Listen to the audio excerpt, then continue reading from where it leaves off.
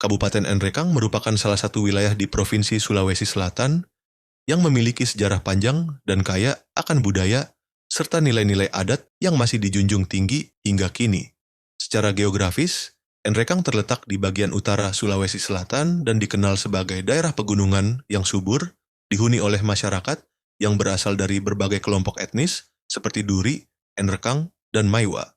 Awal mula sejarah Enrekang tak lepas dari keberadaan kerajaan-kerajaan lokal yang berkembang sebelum masa kolonial, yaitu Kerajaan Enrekang, Kerajaan Duri, dan Kerajaan Maiwa. Ketiga kerajaan ini dikenal sebagai Masedi Talu, atau tiga serangkai, yang hidup berdampingan dan menjalin kerjasama dalam bidang pertahanan, politik, dan perdagangan.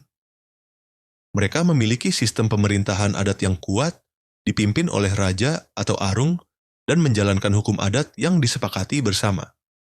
Dalam catatan sejarah, wilayah Enrekang sudah dikenal sejak abad ke-17, di mana pengaruh kerajaan besar seperti Bon dan Gowa turut mempengaruhi dinamika kekuasaan di daerah ini.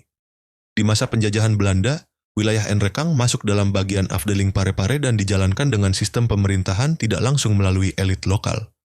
Belanda tetap mempertahankan struktur kerajaan, namun mereka mengawasi dan mengendalikan kebijakan penting melalui sistem kolonial.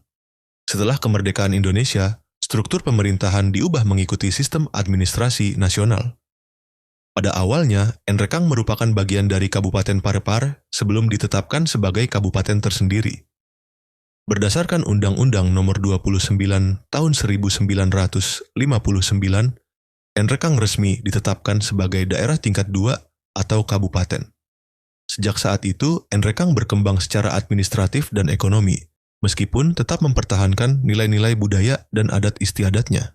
Masyarakat Enrekang dikenal sebagai petani dan peternak yang ulet, dengan komoditas utama seperti sapi, kambing, tomat, dan sayuran.